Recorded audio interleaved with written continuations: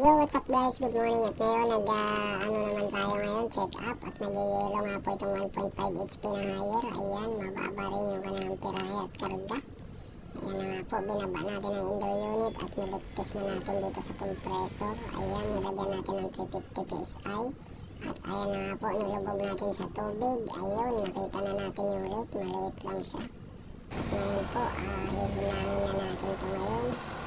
Ayan, ito yung ating torch. At ayun na nga po, tapos na natin mahinang ang rate.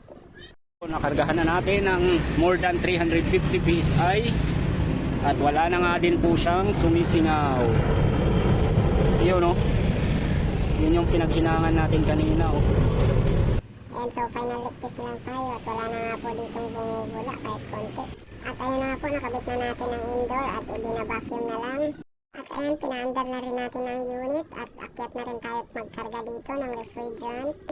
At ayan na nga po, kitang-kita dito sa gauge na undercharge nga po ang system at napakababa ng karga niya, kaya kargahan na natin to. At ayan na nga po, dahan-dahan lang sa pagkakarga at ayan, hanggang na-reach na natin ang tamang karga at amperahe. Ayan na nga po, tapos na tayo guys. Check na lang natin ang temperature dito sa indoor unit at ayan na nga po, sobrang lamig na niya. Salamat sa inyong panonood. Thank you!